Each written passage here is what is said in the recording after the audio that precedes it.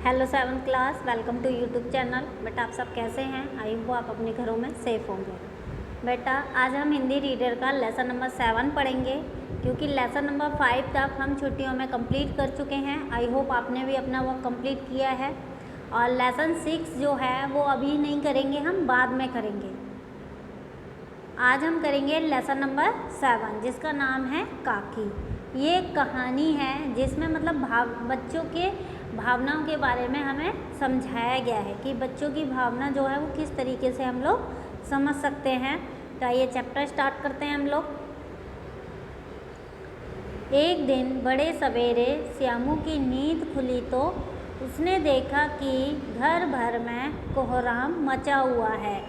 उसकी माँ नीचे से ऊपर तक एक कपड़ा ओढ़े हुए कंबल पर भूमि शयन कर रही, मतलब धरती पर सो रही हैं। और घर के लोग सब उसे घेर कर बड़े करुण मतलब कि दुख भरे स्वर में रो रहे हैं, विलाप कर रहे हैं, मतलब कि रो रहे हैं लोग। जब उसकी माँ को शमशान ले जाने के लिए उठाने लगे तब श्यामू ने बड़ा उपद्रव मचाया। लोगों के हाथ से छूटकर वह माँ के ऊपर जा गिरा। बोला, काकी सो रही है, इसे इस तरह उठाकर कहाँ लिए जा रहे हो? मैं इन्हें नहीं ले जाने दूंगा, क्योंकि श्यामू जो था वो बहुत छोटा था उस समय। लोगों ने बड़ी कठिनाई से उसे हटाया।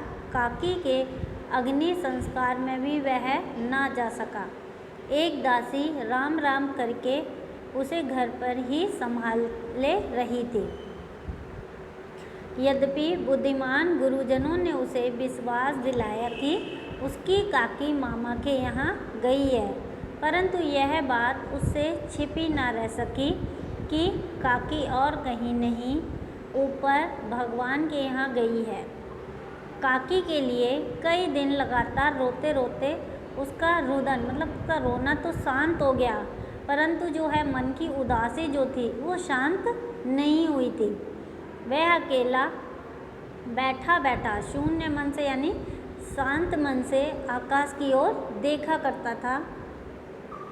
एक दिन उसने ऊपर पतंग उड़ती देखी। न जाने क्या सोचकर उसका हृदय एकदम खिल उठा। पिता के पास जाकर बोला, काका मुझे एक पतंग मंगा दो और अभी मंगा दो। पत्नी की मृत्यु के बाद से विश्वेश्वर बहुत अनमने से रहते थे। अच्छा मंगा दूंगा कहकर वे उदास भाव से और कहीं चले गए थे। श्यामू पतंग के लिए मतलब बहुत ज़्यादा उत्साहित था। वह अपनी इच्छा किसी तरह से न रोक सका। एक जगह खूंटी पर विश्वेश्वर का कोट टंगा था, यानी उसके पिताजी का कोट टंगा हुआ था। इधर उधर उसने देखकर उसने पास एक स्टूल सरकाकर रखा और ऊपर चढ़कर कोट की जेबें टटोली। एक चवन्नी पाकर वह वहाँ से भाग गया। सुखिया दासी का लड़का था भोला, जो कि श्यामू का फ्रेंड था यानी दोस्त था।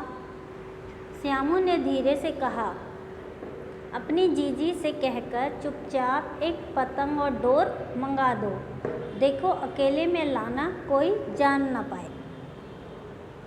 पतंग आई। एक अंधेरे घर में उसमें डोर बांधी जाने लगी। डोर कौन कौन बांध रहा था? श्यामू और उसका मित्र भोला। श्यामू ने धीरे से कहा, भोला अगर किसी से ना कहें तो एक बात कहूँ? भोला बोला, हाँ बता। मैं किसी से नहीं बोलूँगा। श्यामू बोला, मैं पतंग ऊपर भगवान के पास भेजूँगा, जिससे काकी इसकी डोर पकड़कर नीचे आ जाएगी। अब इससे आपको पता चला कि आसमान में पतंग उड़ते देख वो क्यों भागा था। वो चाहता था कि इस पतंग को जब मैं ऊपर उड़ाऊँगा तो इसके ज़रिए जो है काकी नीचे आ जाएगी। भोला श्यामू से अधिक समझदार था। उसने कहा, बात तो बड़ी अच्छी सोची, परंतु एक कठिनाई है। यह डोर पतली है, इसे पकड़कर काकी उतर नहीं सकती। इसके टूट जाने का डर है। पतंग में मोटी रस्सी हो तो सब ठीक हो जाएगा, श्यामू जो है गंभीर हो गया, मतलब सोच में पड़ गया। मतलब यह बात लाख रुपए की सुझाई गई, परंतु कठिनाई यह थी कि मोटी रस्सी कैसे मंगाई जाए। पास में पैसे नहीं थे और घर के जो आदमी उसकी काकी को बिना दया माया के जलाए आए हैं, वे उसे इस काम के लिए कुछ नहीं देंगे। उस दिन श्यामू को चिंता के मारे पूरी रात नींद तक नहीं आई। पहले दिन की ही तरकीब से दूसरे दिन फिर उसने पिता के कोट से 1 रुपया निकाला, ले जाकर भोला को दिया और बोला, देख भोला, किसी को मालूम ना हो जाए, अच्छी अच्छी 2 रस्सियाँ मंगा दे। एक रस्सी छोटी पड़ेगी, जवाहर भैया से मैं एक कागज़ पर काकी लिखवा लूँगा, नाम लिखा रहेगा तो पतंग ठीक उन्हीं के पास ही पहुँच जाएगी। 2 घंटे बाद प्रफुल्ल मन से श्यामू और भोला अंधेरी कोठरी में बैठे हुए पतंग में रस्सी बांध रहे थे। अचानक उग्र मतलब कि क्रोध रूप धारण किए विश्वेश्वर शुभ कार्य में विघ्न की तरह वहाँ आ घुसे। भोला और श्यामू को धमकाकर बोले, तुमने हमारे कोट से रुपया निकाला है।